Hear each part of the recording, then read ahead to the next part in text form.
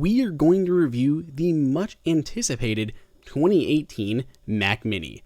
Welcome everyone, it is Andrew here from AppleInsider, and we're going to be taking a look at Apple's latest incarnation of their miniature desktop computer. The Mac Mini always has had a varied audience, between people using it for home media servers or using them stacked together in a large render farm. Apple even highlighted a lot of these use cases in a white paper for the new Mac Mini.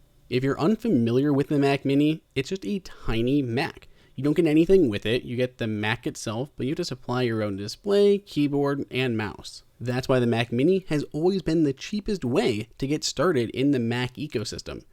But anymore, there's a lot less switchers, so the Mac audience is a little bit different than it once was. With such a minimalistic exterior, the Getting Started guide doesn't really show you a lot of information, like the light on the front and all the ports around the back. It also shows the Mac Mini connected to a display that we haven't seen before. It looks like a newer version of Apple's Thunderbolt display. Maybe that's something Apple is working on for the future.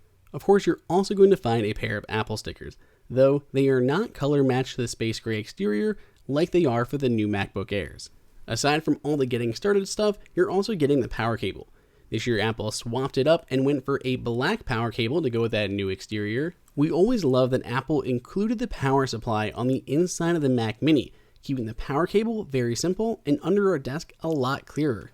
Now let's go ahead and take a look at the ports that Apple decided to include on the 2018 Mac Mini. Starting off on the far left, you'll find the power button, really easy to find even when looking at it from the front.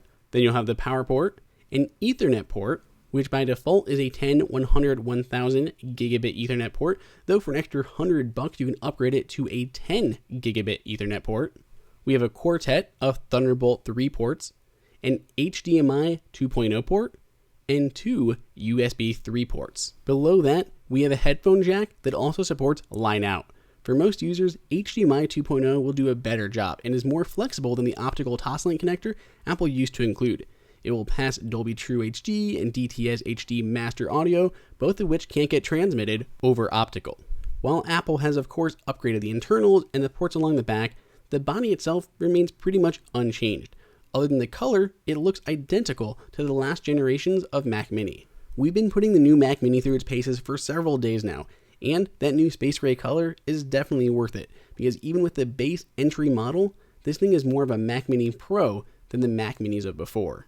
Getting into the specs, our Mac Mini has an Intel i3 quad-core processor with a base speed of 3.6 GHz, 8 gigs of RAM, and 128 gigs of PCIe flash storage. If you really want to beef this thing up though, there are i5 and i7 versions with 6 cores, RAM options up to 64 gigs, and storage up to 2 terabytes, all flash solid-state storage. That is a lot of configurations, which is perfect for this machine that spans so many different use cases.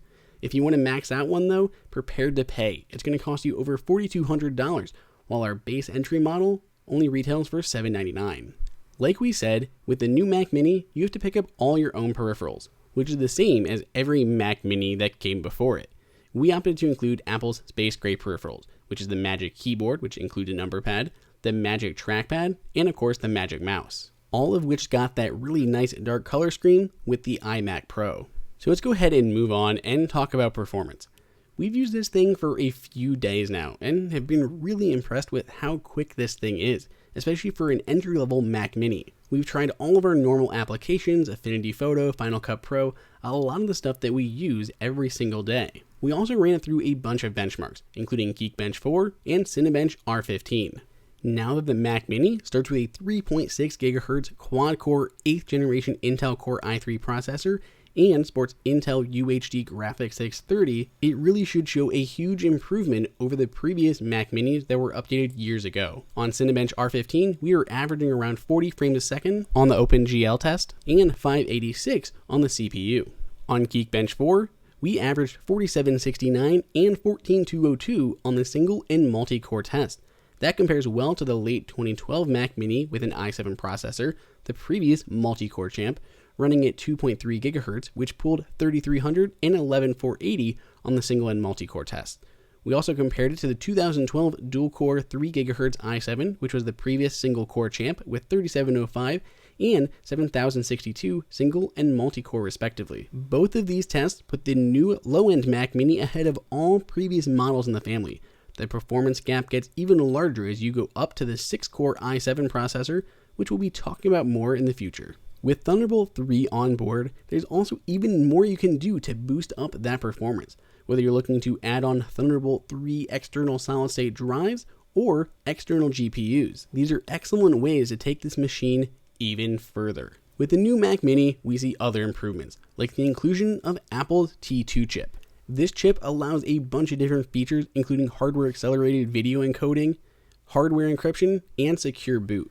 There are certainly downsides to the Mac Mini. We would have loved maybe a new design, maybe some external keyboards that possibly included a Touch ID and a touch bar. And the internal speakers are still terrible, sounding extremely tinny and harsh the louder you turn them up. But overall, we are hugely impressed. There is still a ton of I/O, the uses for the Mac Mini are ever expanding, and we're sure the audience of the Mac Mini is going to love the new performance gains. If you want to pick up one of the new Mac Minis, you can find the best prices at our price guide down below in the description. If you enjoyed this video, like it and hit that subscribe button. Also, check out our price guide, which makes it extremely easy to find the best deals on Apple products updated daily. Be sure to follow us on social media, and we'll see you in the next video.